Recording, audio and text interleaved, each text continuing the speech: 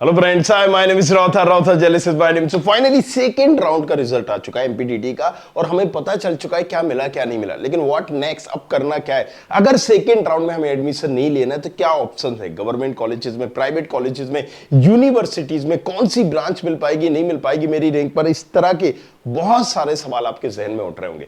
तो आज इस वीडियो में हम ये सारी चीजें जानेंगे कि आखिर अब क्या क्या ऑप्शन है। गवर्नमेंट कॉलेज मिल सकता है, नहीं मिल सकता है, प्राइवेट मिल सकता है, तो प्राइवेट में कौन कौन से कॉलेजेस मिलेंगे, किस रैंक पे मिलेंगे, सारी चीजों को इन डिटेल में समझते हैं। चलिए शुरू करते हैं।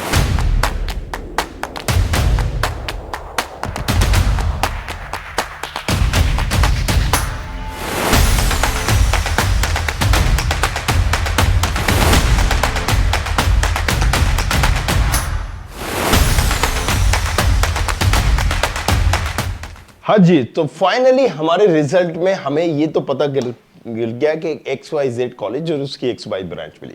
अब जल्दी जल्दी से इसकी क्रोनोलॉजी को समझते हैं कि एक्शन क्या लिखना। सेकेंड राउंड का रिजल्ट आया, राइट। रिजल्ट पे अब हमें क्या लेना होगा? एक्शन लेना होगा कि अगर हमें कॉलेज और उसकी ब्रांच पसंद है, प्लस ब्रांच पसंद है, तो उस पर जाके रिपोर्ट कर देना है। रिपोर्ट करने का मतलब है कि आपने एडमिशन ले लिया, आप काउंसलिंग से बाहर हो गए, दैट्स इट, आपने फ्रीज कर दिया। अब अगर कॉलेज पसंद है, राइट, आपने रिपोर्ट किया है, तो इसके बाद एक और आपको मौका मिलेगा कि आप काउंसलिंग से तो हो गए लेकिन उस कॉलेज में दूसरी ब्रांच चेंज कर सकते हैं, जिसको हम बोलते हैं इंटरनल ब्रांच चेंज।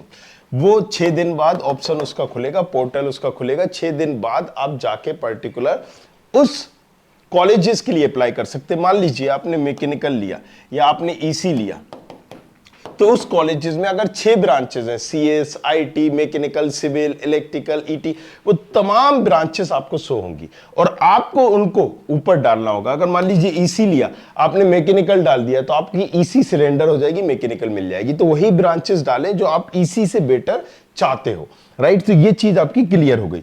अब दूसरा ऑप्शन, पहला ऑप्शन हमने यहां पर देख लिया। दूसरा ऑप्शन हमारे पास क्या है? अगर हमें ये कॉलेज वगैरह पसंद नहीं है, राइट, ब्रांच पसंद नहीं है, तो हम CLC में जाएंगे। CLC में क्या होता है कि कॉलेज लेवल काउंसिलिंग, जिसमें DT डिसाइड करता है, DT में रजिस्ट्रेशन करना पड़ता है और एक डेट दे देता है जिसमें कॉलेज सारे बच्चों को बुलाता है। एक पर्टिकुलर डेट पे 12 बजे तक आपको अपीयर होना पड़ता है और उनमें से अगर मान लीजिए 100 सीटें कॉलेज के पास से 200 बच्चे आए हैं, तो वो टॉप रैंकर्स को सीट वाइज, मतलब जिसकी भी, अगर SC की 5 सीटें हैं तो 5 SC वाले बच्चों को बुलाएगा, 2 OBC की है तो 2 OBC वालों को बुलाएगा, एक फीमेल OBC है तो एक फीमेल को देगा। वो मैटर नहीं करता कितनी रैंक में आए, जो वहां अवेलेबल है, जो उस जगह पर आए हैं। अगर SC की फीमेल की सीट है तो SC फीमेल, राइट, कितनी भी रैंक वाली हो वो उसी को मिलेगी। लाइक दिस, ये होता है CLC, कॉलेज लेवल काउंसलिंग। इसमें DT का ज्यादा रोल नहीं होता है। DT सिर्फ रजिस्ट्रेशन करता है, एक पर्टिकुलर डेट दे देता है, और क्योंकि ये ट्रैकिंग करना भी पॉसिबल नहीं है, उस जगह पर जितने बच्चे हैं, हमें पता नहीं कितने बच्चे आए हैं, राइट, किस रैंक के बच्चे आए हैं, उसके हिसाब से मिल रहा होता है। तो कहीं ना कहीं यहाँ की अथॉरिटी ही ये सारे पैनल दिखाती है और यहाँ पर देती है। तीसरा ऑप्शन क्या है? Universities, right. जितनी भी यूनिवर्सिटीज हैं, अगर हमें सही कॉलेज नहीं मिला है, राइट, और बजट का ऐसे प्रॉब्लम नहीं है, तो कई यूनिवर्सिटीज है।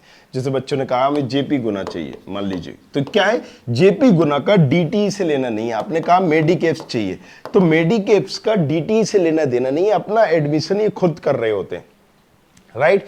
तो JP गुना के लिए आप एलिजिबल हो। अगर चाहते हो कि JP गुना में हो जाएगा ये पर्टिकुलर ब्रांच पर या XYZ, तो नीचे प्रोफाइल एनालिसिस फॉर्म आप भर के भी पूछ सकते हो, डिस्क्रिप्शन पर दिया, राइट। लाइक दिस, ये यूनिवर्सिटीज हो गई।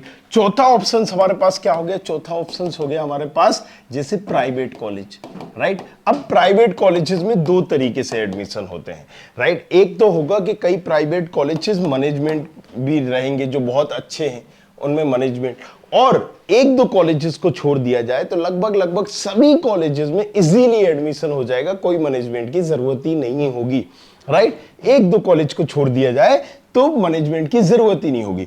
IPS कोटे के तहत ये देते हैं, मतलब इंस्टीट्यूट प्रेफरेंस सीट, राइट। सो अब प्राइवेट कॉलेजेस में मुझे लेना है तो हम लगभग 90%, 95% कॉलेजेस में एडमिशन जो होता है वो फीस की बार्गेनिंग पे होता है। अच्छा, राइट, कि जैसे आपको किसी कॉलेजेस में चाहिए, XYZ कॉलेजेस में कंप्यूटर साइंस चाहिए या EC चाहिए, तो जैसी ब्रांच वैसा रेट। भले ही फीस 80,000 हो, राइट, आपको 60,000 लगेगी सीएस की, मान लीजिए वो कॉलेज बोलता है, और 30,000 लगेगी ईसी ब्रांच की। तो ये बार्गिंग सिस्टम होता है कि मतलब अगर आप ईसी ब्रांच लेते हैं तो हम ये 30 करते हैं। अच्छा, ये सब हो क्यों रहा है? ये तो डीटी कराता है, लेकिन होता क्या है एग्जैक्टली कि कॉलेजेस को, जिन कॉलेजेस को डर है, लगभग सारे ही प्राइवेट कॉलेजेस को डर है कि मेरी सीटें नहीं भरेगी, राइट। अगर हम कोई भी ऐसा कॉलेजेस बोले भोपाल में, इंदौर में, मध्य प्रदेश में, कि जिसकी सारी सीटें भर जाती हैं, पॉसिबल ही नहीं है।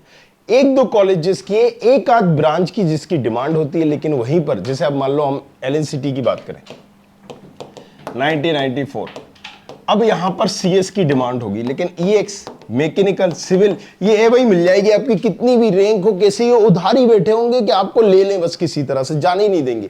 सो पॉइंट इज दिस कि हमें ये समझना पड़ेगा कि कोई भी ऐसा कॉलेजेस नहीं है जो हमें प्राइवेट में, राइट, जिसकी डिमांड बहुत ज्यादा हो और वहां पर हमें एडमिशन नहीं मिलेगा। एडमिशन मिलेगा, मैटर ये करता है कि आप कितनी फीस पर ले रहे हो, और इसके लिए भी हमने पिछला वीडियो बनाया था, अगर आपने नहीं देखा हो, कि किस कॉलेज में कितनी फीस लगेगी, राइट। सो आप जाके ठगे नहीं। बहुत सारे बच्चे क्या करते हैं, किसी प्रोफेसर के थ्रू जाते हैं, भैया भाभी के थ्रू जाते हैं, राइट, किसी दोस्त के भैया, किसी दोस्त के साथ, तो वहां पर क्या होता है कि उन्होंने जो फीस बता दी, राइट, वहां पर उस हिसाब से आपकी फीस बन रही होती है, और XYZ कमीशन कहीं ना कहीं चल रहा होता है, और आपकी उस पर कमीशन ले लिया जाता है 20,000, 30,000, 40,000, 1-1 लाख तक।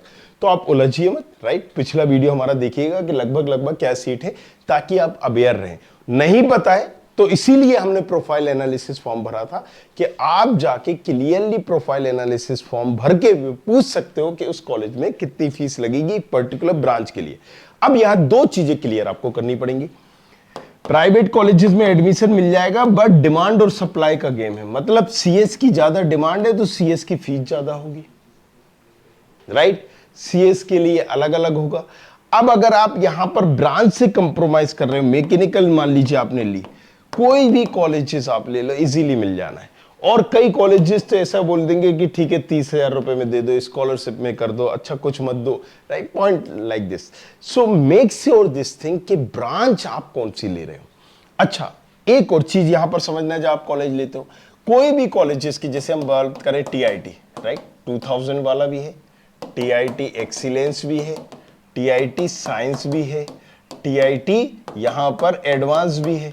तो एक एक कॉलेजेस की चार चार, ऐसा सभी के साथ है। ओरिएंटल है, राइट, और ठकराल भी ओरिएंटल 2 के नाम से जानते हैं, ओसीटी और ओआईएसटी के नाम से। एलएनसीटी में भी इसी तरह से एलएनसीटी है, एलएनसीटी साइंस है, राइट, एलएनसीटी एक्सीलेंस है, फिर जेएनसीटी है, राइट। सो इसी तरीके से एलएनसीटी यूनिवर्सिटी से आप किसी भी कॉलेजेस को ले लें, XYZ, SIRT में ले लें तो SIRT में भी 3 है, राइट, साइंस है, एक्सीलेंस है, सिस्टेक में भी 3 है। So make sure this thing कि किस कॉलेजेस में ले रहे हो। मतलब जो भी कॉलेज में आप ले रहे हो उसका पुराना वाला, मतलब सबसे पहला वाला की डिमांड ज्यादा होती है, क्योंकि बहुत सारे पैरामीटर्स होते हैं।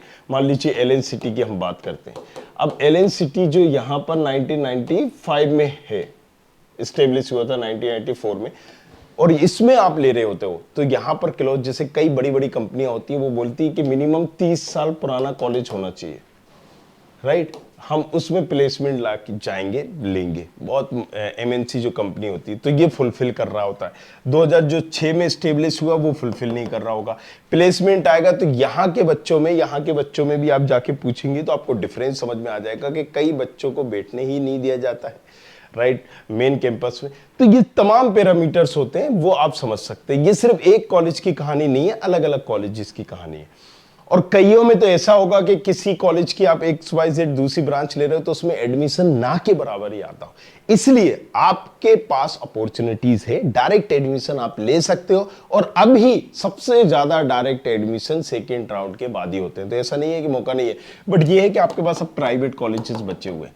अच्छा, सीएलसी में भी क्या गवर्नमेंट कॉलेजेस मिल सकता है? बिल्कुल मिल सकता है। क्या कंप्यूटर साइंस मिल सकती है? बिल्कुल मिल सकती है, लेकिन डिपेंड कर रहा है कि सीएस में कंप्यूटर साइंस और सीएस रिलेटेड मिल जाएंगी, बट कॉलेज से कंप्रोमाइज करना पड़ेगा। टॉप 5 कॉलेजेस नहीं मिल पाएंगे, जैसे आपने HGS, ITA, DAVV, JEC, right, MITS, RGP भी बोला। इसके अलावा हमें देखना पड़ेगा। इसके अलावा दूसरे जो कॉलेजेस है, गवर्नमेंट कॉलेजेस है, सम्राट अशोक को भी आप कर सकते हो, बरकतुल्लाह को कर सकते हो, उज्जैन को देख सकते हो, राइट। अगर हम बात करें तो इंदिरा को देख सकते हो, रीवा इंजीनियरिंग कॉलेजेस को देख सकते हो। ये कॉलेजेस अगर आपकी लिस्ट में हैं तो गवर्नमेंट कॉलेजेस मिल जाएंगे, और उसके लिए आप पर्टिकुलर ये भी हमसे प्रोफाइल एनालिसिस फॉर्म भर के पता कर सकते हो।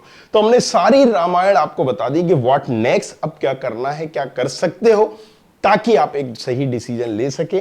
और आपको जो कॉलेज मिला है इसमें इंटरनली जाना है या नहीं जाना, ये भी आप हमसे पूछ सकते हो। मैं कोशिश करूंगा आज मैं शाम को, रात को लाइव आऊं, ताकि आपकी सारी चीजें क्लियर कर सकूं। Thank you very much, thanks a lot, बने रहिए हमारे साथ। I hope you like this video. For more such videos, keep watching our channel. And do not forget to like, share and subscribe.